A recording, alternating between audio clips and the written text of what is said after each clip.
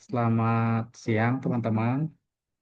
Ya, mohon maaf sebelumnya saya baru sempat untuk merekam video pembelajaran untuk menjelaskan beberapa materi ya. Kalau tidak salah ada dua materi yang belum saya sampaikan ya. Dengan topik asuhan keperawatan pada anak usia sekolah dan asuhan keperawatan pada agregat anak dan remaja.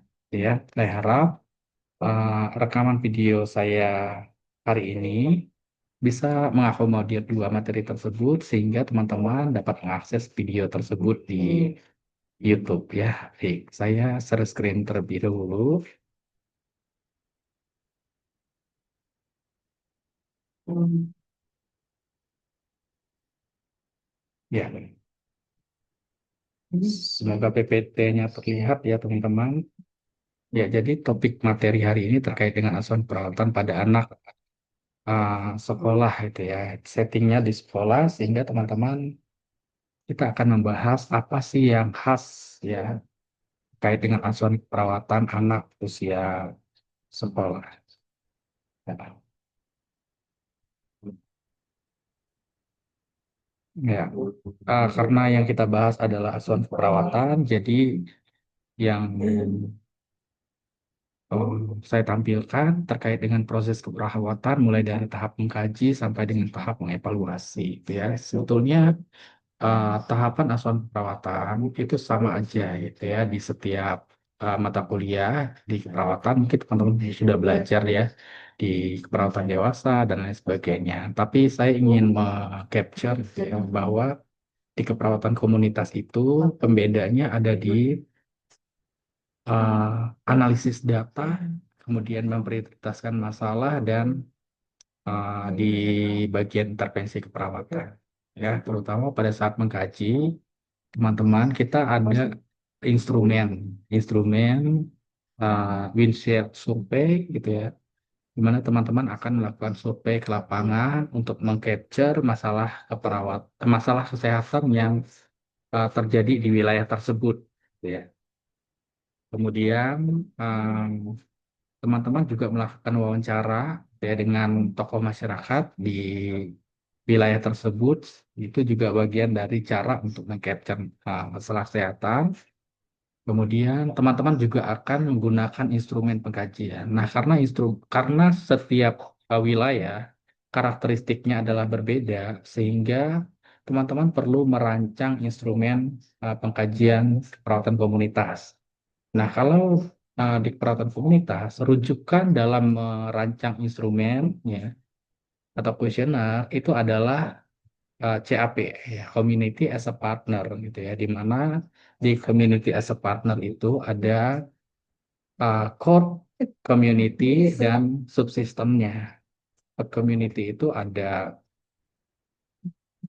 statistik vital, gitu, ya, data demografi, ya dan lain sebagainya. Ya, kemudian subsistemnya juga banyak ya. Misalnya ada pendidikan, ada enggak sekolah-sekolah yang ada di wilayah tersebut. Kemudian ada tidak sumber rekreasi yang ada di daerah tersebut, ya. Sampai dengan sosial ekonomi dan lain sebagainya. Ya, intinya ketika kita merancang instrumen pengkajian perawatan komunitas, teman-teman menggunakan teorinya adalah CAPM. Nah, kita ketika melakukan intervensi di perawatan komunitas tidak lepas dari program nasional di bidang kesehatan yang terkait dengan kesehatan sekolah.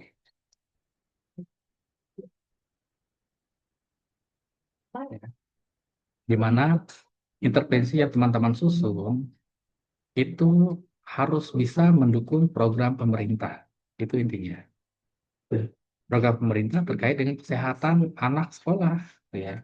Nah, karena ini settingnya sekolah, di sekolah ini ada eh, TK, SD, SMP, SMA, mungkin karakteristiknya berbeda. Masalah kesehatan yang dominan timbul. Misalnya di SMA, dominan timbul ternyata masalah itu di SMP atau SD mungkin akan berbeda, gitu ya, tergantung karakteristik. Dan kita juga di komunitas mempelajari tahapan perkembangan.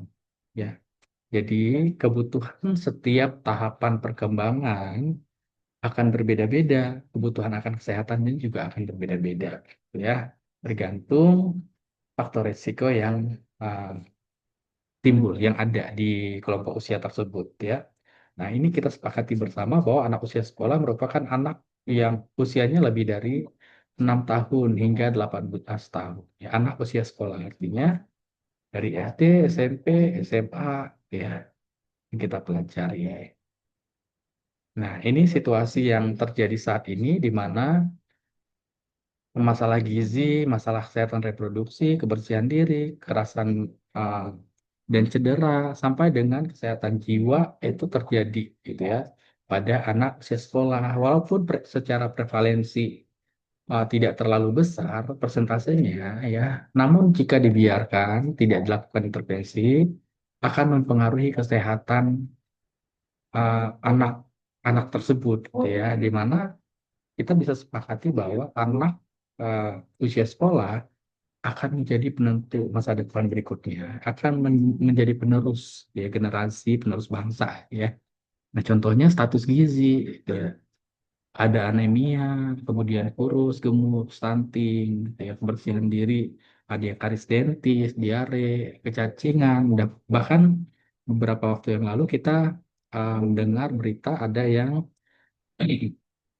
meninggal kena cacingan, gitu ya, dan asma, kemudian remaja perokok, sampai dengan terjadi kecelakaan lalu lintas, gitu ya, yang mana ini bisa terjadi karena ketidakpatuhan ya, ketidakpatuhan menggunakan helm ya, kemudian ditabrak maupun menabrak gitu ya. Sampai dengan juga ada masalah terkait dengan kesehatan reproduksi, terutama HIV/AIDS ya. Ada di wilayah-wilayah tertentu kasus ini ternyata banyak gitu ya. Ternyata banyak. Dan ini kan seperti gunung es gitu ya.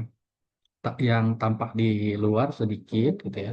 Tapi ternyata banyak kasus-kasus yang belum ter-up ya, sehingga ini juga menjadi peluang ya, peluang untuk terjadinya kasus-kasus atau masalah kesehatan akibat penyakit infeksi ya. Kemudian ini kondisi kesehatan anak usia sekolah yang terkait dengan perilaku ya. Memang kalau anak usia sekolah masalah kesehatan yang timbul dominan karena perilaku kurang sehat ya. Nah, untuk terjadinya adanya perubahan perilaku, tidak bisa yang instan. Ya, sekali dua kali kita memberikan intervensi langsung terjadi punya perubahan perilaku, itu tidak bisa. Ya, harus dilakukan secara kontinu, ya, berulang-ulang, ya. Kemudian eh, sebetulnya ada faktor kontrol diri, gitu ya. Ada yang ada yang dari dalam dirinya si siswa, si anak tersebut gitu ya.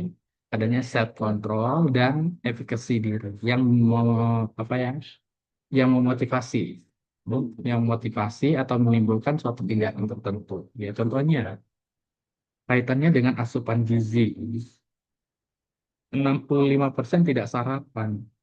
Nah, sebetulnya ini kan bisa diatur, gitu ya. Kita perlu kaji lebih dalam lagi, apakah tidak sarapannya uh, karena ya tidak ada yang memfasilitasi sarapan atau bagaimana atau dari personalnya ya, makanya saya sampaikan tadi ada faktor self control ya. Kemudian kaitannya kesehatan mental contohnya 65% remaja merasa orang tua tidak mengerti ya.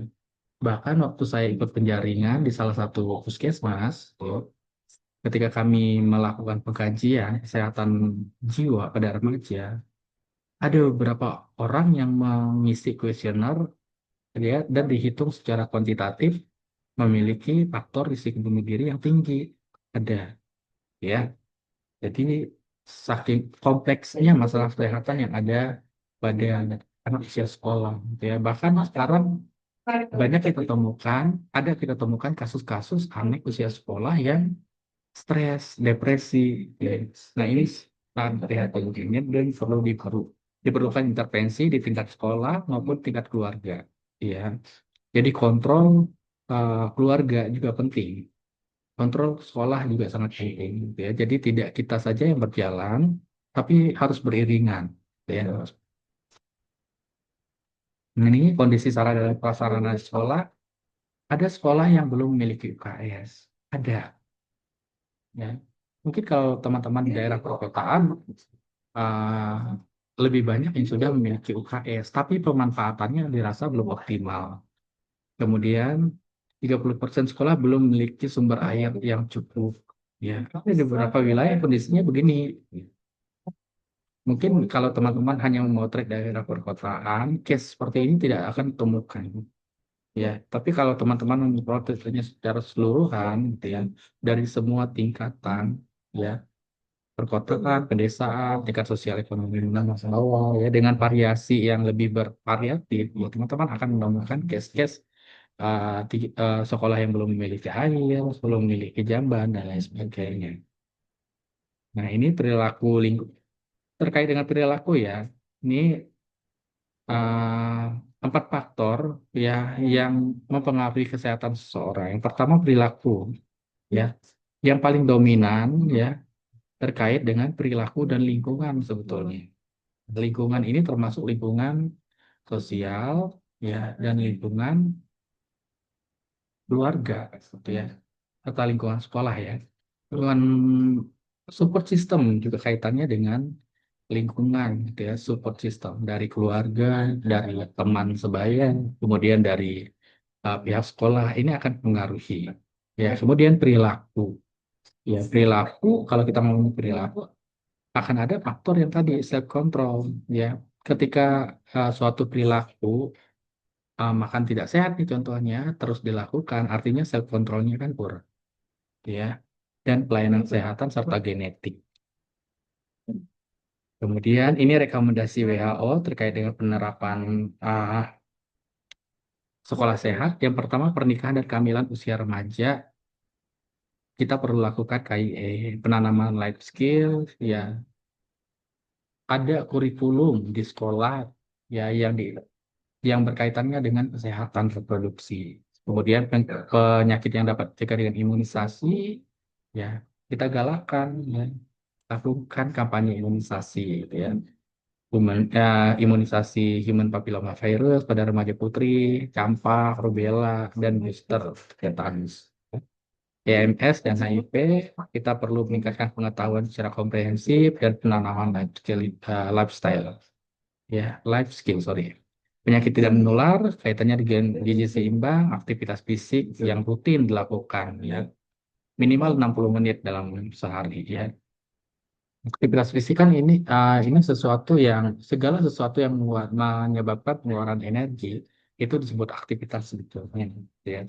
Kita menyapu, mencuci, mengepel, masak dan lain sebagainya sehingga energi ada yang keluar itu disebutnya aktivitas fisik. Namun sekarang dengan perkembangan teknologi aktivitas fisiknya jadi berkurang karena uh, anak usia sekolahnya teralihkan dengan penggunaan smartphone, gitu ya, game online ya sehingga lebih banyak aktivitasnya dilakukan tempat tidur ya atau dilakukan di sofa ya yang berjalan kaki dan sebagainya itu kurang ya memang harus dilakukan secara rutin. Kesehatan mental ya kita perlu menanamkan life skill dan promosi kesehatan mental. Ini kebijakan kesehatan anak usia sekolah um, gabung ya, gabung dengan Kementerian Kesehatan, Kesehatan Keluarga, Lingkungan, Gizi Masyarakat, sehingga membentuk suatu kebijakan yang bersatu padu, saling mendukung. Goalsnya sama sebetulnya ya, masyarakat hidup sehat, optimal. Ya, ini peraturan Pak Menteri, ya silakan teman-teman baca. Nah, ini kaitannya dengan UKS ya, ada trias UKS ya terkait dengan pelayanan kesehatan, pembinaan lingkungan sekolah sehat dan pendidikan kesehatan ya. Ini harus balance ya pelayanan kesehatan yang kita berikan ya. Misalnya kalau di UKS ya paling tidak ada eh, apa ya penanganan dasar ketika terjadinya masalah kesehatan. Contohnya luka ringan, ya perlu dibersihkan dan lain sebagainya. Dan ini perlu kita bentuk ya bentuk petugasnya dan harus ada jadwal ya agar pelayanan UKS-nya berjalan dengan optimal.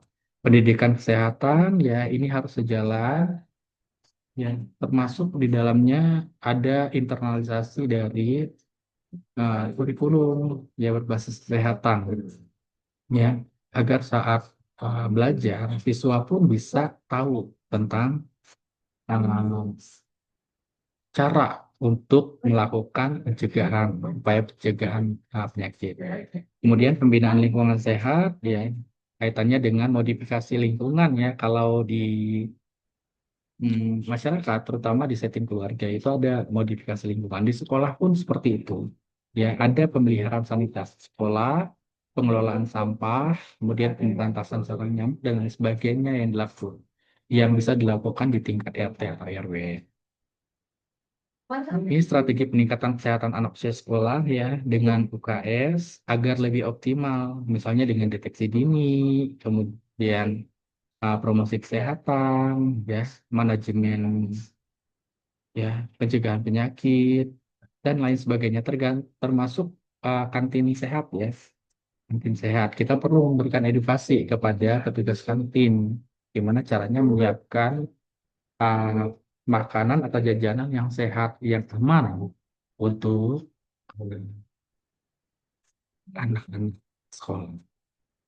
Ini kita juga perlu bekerja sama dengan lintas program, karena kalau di puskesmas ini ada penanggung jawab program ya, karena kita sasarannya adalah masyarakat, ya kita perlu untuk bersinergi ya, artinya antar satu program dengan program lain sebetulnya saling berkesinambungan dan memiliki tujuan yang sama. Ya, contohnya program PTN. Kita perlu tahu ya, ini sasarannya siapa, ya. Kemudian kaitannya dengan gizi, ya, yang semuanya berkumpul jadi satu terkait dengan pembinaan anak usia sekolah dan remaja, termasuk NAPSA, imunisasi dan prokes kita lainnya. Ya, kemudian lintas sektor juga, ya kita perlu kerjasama lintas sektor, terutama kaitannya hmm, dengan aspek kesehatan ya, misalnya kita kerjasama dengan Kementerian Kesehatan, Kajian Umum, BPOM dan sebagainya, tergantung tergantung ya aspek apa yang mau kita perdalam di dalam ya.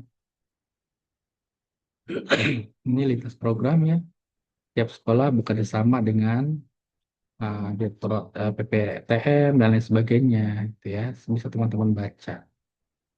Artinya kalau teman-teman mau programnya adalah cerdik di sekolah ya, teman-teman kerjanya samanya dengan PPTM dan lain sebagainya. Satu itu cek. Ini peran serta lintas sektor ya, misalnya kalau kerjasamanya dengan Kemenak ya, Kementerian Agama, ya kita bisa melakukan praktik ibadah di sekolah. Kemudian BNN, teman-teman bisa lakukan uh, program sekolah tanpa nafsa dan lain sebagainya. Ini rekomendasi dari Rakernas UKS tahun 2018 ya, melanjutkan penerapan sekolah atau madrasah yang sehat, kemudian melaksanakan kegiatan untuk mendukung model sekolah atau yang sehat, yang apa ya, dengan adanya pendampingan dan proses evaluasi yang dilakukan secara kontinu. Ya, ini tahapan pembentukannya untuk model sekolah sehat. Ya, ada proses advokasi terlebih dahulu, ya, untuk memahami betapa pentingnya pembentukan sekolah sehat. Kemudian asesmen awal untuk mengetahui baseline data, ya, supaya evaluasinya gampang nanti. Kemudian kita adakan workshop hasil asesmen, orientasi teknis bagi sekolah, sampai dengan mengevaluasi asesmen akhir dan evaluasi. Ya. Kemudian kita juga memberikan edukasi kepada sekolah terkait dengan rujukan ya, rujukan masalah kesehatan di sekolah atau madrasah, ke puskesmas ketika menemukan kasus-kasus seperti obesitas, kurang gizi, anemia, karisidенtis, gangguan penglihatan dan lain sebagainya, sehingga pelaporannya jadi lengkap, gitu ya. Kadang-kadang kan ini tidak tersampaikan, gitu ya, dibiarin aja begitu, gitu ya, sehingga eh, karena laporannya nggak ada, ya, jadi sepertinya tidak ada masalah, tampak seperti tidak ada masalah, padahal banyak sekali masalahnya, ya. Nanti puskesmas juga akan memberikan pelayanan klinis medis, kemudian pendidikan keterampilan hidup sehat, konseling, pemberian KIE, sampai dengan rujukan medis, sosial, dan hukum. Nah, ini program internasionalnya, gitu ya. Sebetulnya yang kita lakukan, ya, intervensi yang kita lakukan sebagai nakes atau named, tujuannya adalah untuk mendukung pembangunan berkelanjutan pada beberapa goals. Kalau tidak salah ada 4 goals yang kaitannya dengan kesehatan, di mana kesehatan ini goals yang ketiga, ya. Nah, contohnya, ya, tidak ada anak yang harus hidup dalam kemiskinan, ya, tapi faktanya masih ada yang ditemukan bahwa 35% anak hidup di bawah garis kemiskinan nasional di Papua, gitu ya. Ini kan gap, ya. Kemudian tidak ada anak yang kekurangan gizi. Fakta di lapangan ada di 16 provinsi ternyata anak balita yang kekurangan gizi ada 40%, gitu ya. Jadi sangat-sangat uh, banyak kasus-kasus yang uh, masyarakatnya itu hidup di jauh dari kata sehat optimal, gitu ya. Sehingga ini jadi PR kita bersama sebetulnya untuk mendukung program pemerintah terkait dengan pencapaian SDGs, gitu ya. Kalau tidak salah di tahun 2023 itu ada uh, evaluasi capaian SDGs, gitu ya. Memang ada beberapa yang sudah tercapai, ada beberapa yang belum tercapai, sehingga tugas kita adalah bagaimana caranya yang sudah tercapai ini tetap optimal, gitu ya. Tetap jangan sampai nih ada kasus baru, gitu. Kemudian yang sudah tercapai, ya, yang belum tercapai ya kita lakukan upaya ekstra, gitu ya, agar pada saat dievaluasi tahun 2030, ya, capaian SDGs-nya jadi bagus, ya. Ya, itu terkait dengan uh, keperawatan anak sekolah. Kemudian saya lanjutkan ke uh, kesehatan anak dan remaja, ya.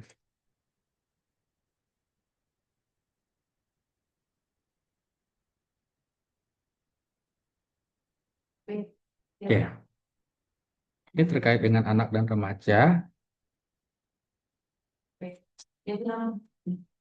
Ya, kenapa ini menjadi penting? Karena PTM itu uh, progres, ya, dia sampai menimbulkan terjadinya penyakit tidak menular itu progresnya agak panjang, ya. Contohnya dari masalah obesitas sampai dia menimbulkan terjadinya masalah kesehatan pada jantung, misalnya prosesnya agak panjang, gitu ya. Tidak instan langsung terlihat saat itu juga. Bisa jadi obesitasnya mulai dari masa remaja, obesitas ternyata impact-nya bisa muncul pada saat usia dewasa atau lansia, ya. Ini eh, menjadi penentu kenapa eh, pada agregat remaja atau pada anak, ya, usia sekolah penting untuk dilakukan upaya pencegahan, atau paling tidak kalau sudah terjadi ada upaya untuk penanganan. Ya, ini isu kehamilan dan bayi, ya. Terkait dengan kehamilan berisiko, ya teman-teman, ini juga masih banyak terjadi di masyarakat, misalnya, ya, karena pernikahan dini atau bahkan orang-orang yang sudah usianya apa ya, sudah hampir-hampir manula, ya, atau apa ya itu, sebelum lansia, ya, usia 40, gitu ya, 40 mau 50 itu kan beresiko sebetulnya, ya, kalau masih hamil, sehingga kita berikan edukasi, ya, usia-usia beresiko, ya. Kemudian ada bayi yang ibunya memiliki kondisi medis yang tidak terkontrol, misalnya hipertensi, obesitas, ya, lalu infeksi, gitu ya, sehingga uh, memungkinkan untuk melahirkan bayi dengan berat badan lahir rendah dan kondisi medis yang serius. Ada paparan obat, alkohol, rokok, dan lain sebagainya yang berimpact pada kesejahteraan keluarga, kemudian kesehatan individu tersebut. Kemudian bayi yang kondisi lingkungan yang tidak aman, ya seperti asap rokok, meningkatkan risiko terjadinya ISPA, gitu ya, dan cat yang mengandung timah. Ini angka kematian bayi, ya. Kematian bayi sebelum ulang tahunnya yang pertama, kelahiran prematur, angka kematian bayi sampai dengan masa lahir, salah itu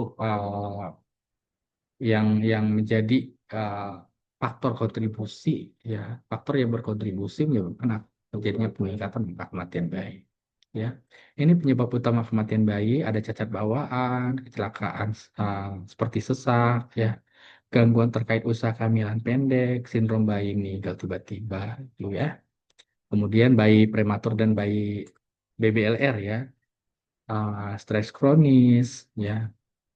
Kemudian pernikahan dini tadi, di mana usia ibu kurang dari 17 tahun atau bahkan lebih dari 35 tahun, ini salah satu bentuk kehamilan beresiko. Ya, masalah kesehatan kronis, kemudian kurangnya perawatan selama masa prenatal, serta multivaras. Ya, ini, nah status sosial ekonomi juga ya mempengaruhi, ya ada beberapa keluarga yang mungkin belum bisa memenuhi kebutuhan ibu hamil, gitu ya, sehingga berimpact pada bayinya, bayi yang dikandung.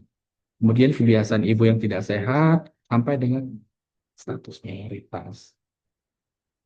Ini masalah kesehatan anak, ada malnutrisi, imunisasi, cedera, ya ini yang sering terjadi di masyarakat, ya. Sehingga kita perlu adakan beberapa program. Nah, ini jadi rujukan teman-teman yang ada di puskesmas, ya, atau teman-teman yang melakukan kegiatan pengabdian di masyarakat untuk merancang program. Kira-kira apa sih program yang tepat untuk saya berikan ke masyarakat?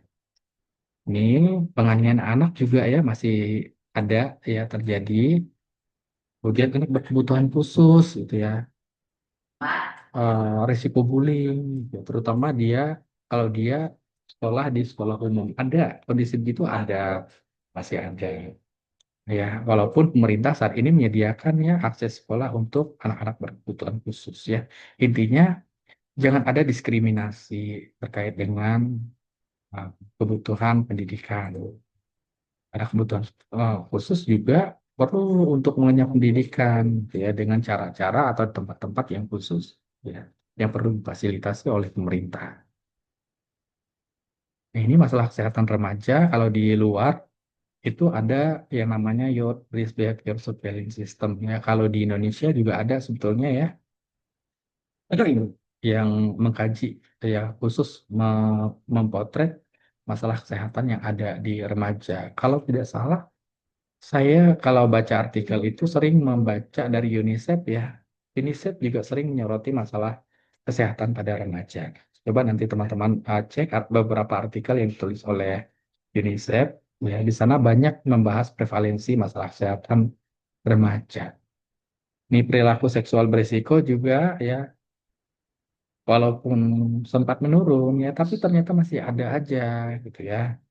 Ini juga perlu kita edukasi remaja yang melahirkan dini sampai dengan IMS, ya, infeksi menular seksual, ya.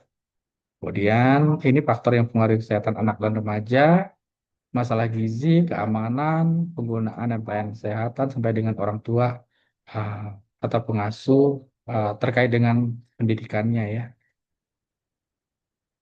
Ini strategi teman-teman, kita bisa memberikan promosi kesehatan dan melakukan upaya pencegahan penyakit, ya. Kalau di masyarakat itu ada 3 level pencegahannya, primer, sekunder, tersier, gitu ya. Kalau primer itu kaitannya dengan promosi kesehatan dan spesifik production. Misalnya, kalau kita merasa kita tinggalnya di daerah yang uh, dekat hutan, gitu ya, dengan curah hujan yang tinggi, ya artinya kita rentan terhadap penyakit tertentu, sehingga upaya kita untuk melakukan proteksi, ya, di untuk mencegah terjadinya penyakit yang kaitannya dengan curah hujan dan lingkungan tempat tinggal, ya kita uh, harus ekstra, gitu ya, sehingga peluang terjadinya penyakit jadi bisa diturunkan, ya. Kemudian pencegahan sekunder kaitannya dengan deteksi dini, gitu ya, deteksi dini, ya misalnya seberapa banyak remaja yang datang ke fasilitas layanan kesehatan untuk dilakukan screening misalnya ya. Kemudian ada pencegahan sekunder kaitannya dengan em, pembatasan kecacatan, gitu ya, rehabilitasi dan pembatasan. Dan harus ada pembagian tanggung jawab di dalam keluarga kaitannya dengan kesehatan anak dan remaja, pembagian peran ya. Karena salah satu diagnosis keperawatan yang muncul kalau saya baca SDKI dan Nanda adalah ketidakefektifan peran eh, keluarga gitu ya. Jadi saling apa ya, saling ini bukan tugas saya, ini bukan tugas kamu, ini bukan gitu ya. Jadi sebetulnya dalam keluarga kita sebagai perawat bisa menjadi fasilitator ya, memfasilitasi pembagian peran ya. Decision making tetap ada di keluarga, tetap ada di masyarakat atau sekolah ya. Tapi kita memberikan pandangan, memberikan masukan. Baiknya begini ya, dari sudut pandang kesehatan seperti ini ya, memfasilitasi pengambilan keputusan. Nah, ini asuhan keperawatan, urutannya sebetulnya sama secara urutan, tapi kontennya berbeda. Ini yang saya sampaikan tadi ya. Rujukan dalam mengembangkan instrumen pengkajian perawatan komunitas itu adalah community as a partner, ya, di mana di community as a partner itu ada core community dan data subsystem, ya. Code community, teman-teman mengkaji sejarah wilayah, kemudian demografi dari wilayah tersebut.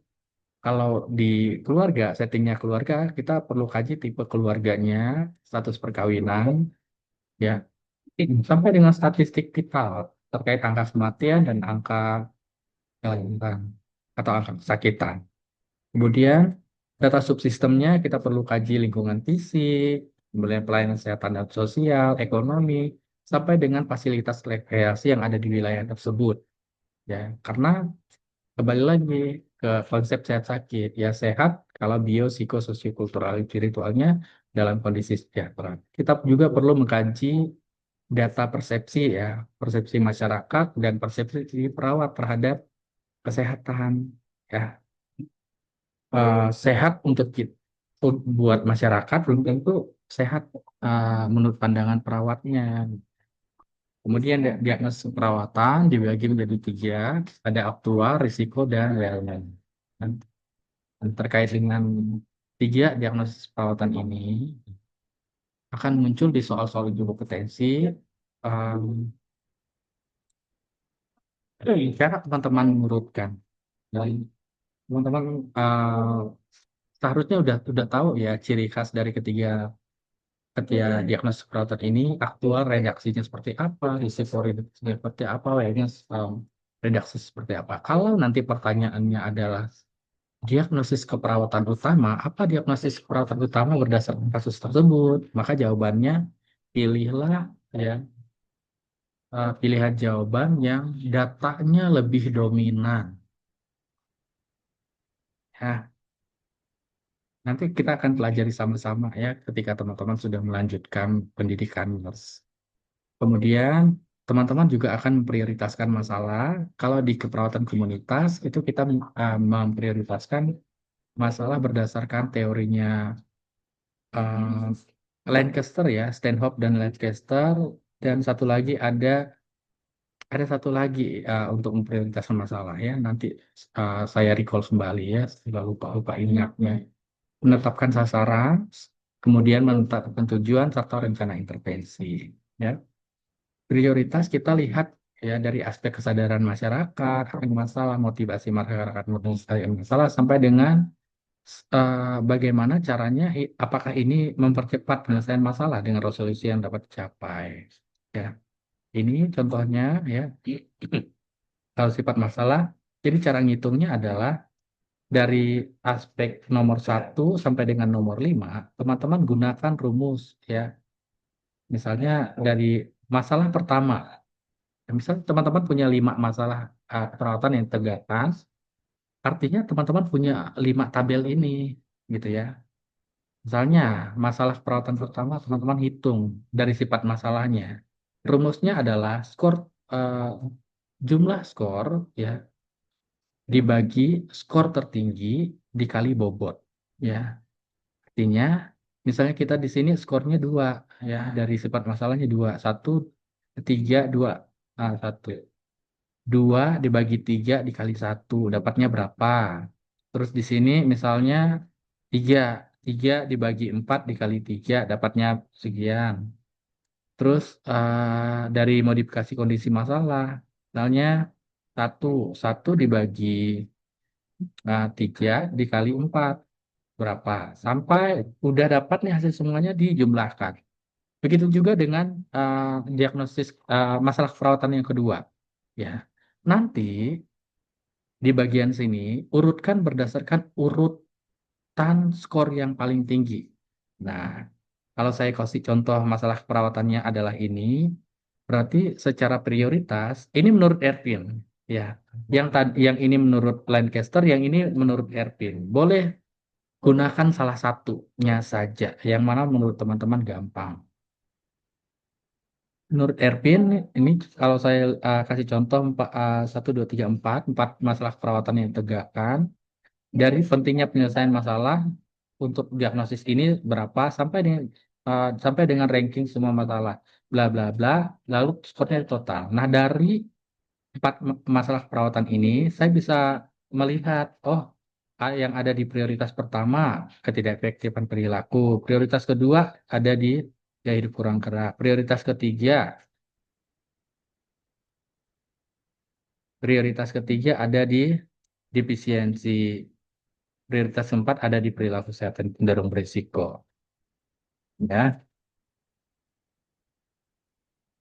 ini penapisan masalah, ya. Penapisan masalah. Ini teman-teman isi dengan urutan eh, masalah keperawatan berdasarkan skor. Ya, nomor 1 diagnosisnya apa? Skornya tulis skor yang tertinggi sampai dengan terakhir. Nah, ini menetapkan sasaran, ya, tujuan dan kriteria hasil. Sasaran kita itu siapa, gitu ya. Sebenarnya menetapkan tujuan dan kriteria hasil ini, kriteria yang harus dipenuhi adalah SMART, ya, spesifik, measurable, attainable, relevan, dan timely. Harus lengkap, ya. Ini contohnya ya. Gunakan kata kerja, menggambarkan tingkah laku akhir atau kualitas penampilan, kuantitas, dan bagaimana penampilan tersebut diukur, yang berhubungan dengan sasaran dan ada batasan waktu. Ya, ini contohnya ya. Ini contoh tujuan dan kriteria evaluasi ya. Data pendukungnya DS dan DO, kemudian diagnosis perawatannya apa, dan domainnya ya, dan domain. Kemudian tujuan dan kriteria evaluasinya itu ya. TUM-nya itu bunyinya adalah setelah dilakukan intervensi perawatan pada bla bla bla ya, selama bla bla bla diharapkan apa? Kalau tadi diagnosis perawatan yang kita angkat adalah ketidakefektifan perilaku pemeliharaan kesehatan, berarti tujuan kita adalah bagaimana caranya setelah kita intervensi perilaku pemeliharaan kesehatannya jadi efektif kan? Nah, indikator mengukur efektif atau tidaknya itu kita lihat dari 3 level pencegahan ya. Yang pertama pencegahan primer, pencegahan sekunder, dan pencegahan tersier. Nah, sehingga nanti merancang tujuan ju- uh, juga berkaitannya dengan 3 level pencegahan ini, gitu ya. Dari pencegahan primer, gitu ya. Apa